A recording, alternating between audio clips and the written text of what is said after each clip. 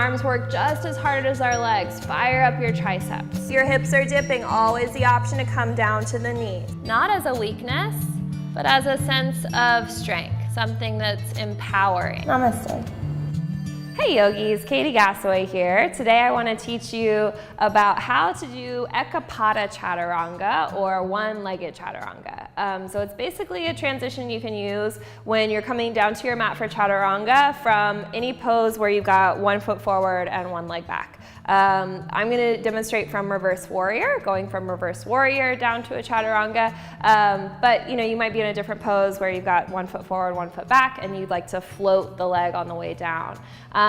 I've had people ask, like, why would I want to do that? Well, it's great to engage your core muscles a little bit differently. Having that leg floating is going to be a little bit more of a challenge, not only for your core, but also for your stabilization muscles in your back. So being a little bit off balance as you lower is going to help you engage a different set of muscles than just regularly lowering down for chaturanga.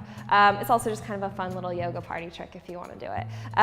There's other reasons too, but it's just kind of a fun thing to add to your practice if you want to do something a little bit different. So like I said, I'm going to demonstrate from reverse warrior. So this will work though from any pose where you've got one leg ahead and one leg behind. So let's say we're in our reverse warrior here.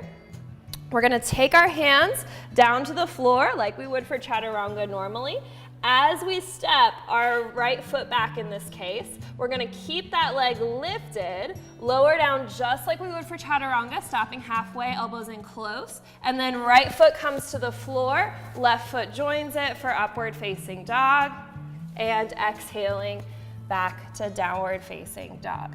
So whichever leg was behind you that you're trying to, or that was in front of you rather, is the one that's going to be floating on the way back to join the one that's behind you.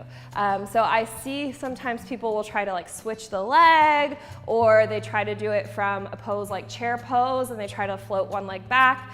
Doesn't work quite as well. Not to say that you can't do it, but it's just not maybe the most strategic way to use that little extra flair. So again, starting with the foot that's forward, you're going to take a breath in, exhale, chaturanga. That foot that's ahead is going to step back, use your core strength to keep that foot lifted. It may be just a little tiny baby lift down here, that's okay. It may be way up here as you get a little bit more into it.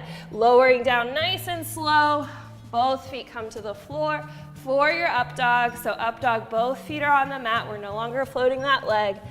And then going back to down dog. So it's just a fun little extra flair you can add to your flow. Play with it, see how it goes. Start off with a little, maybe baby lower, little lift to the leg, see how it feels.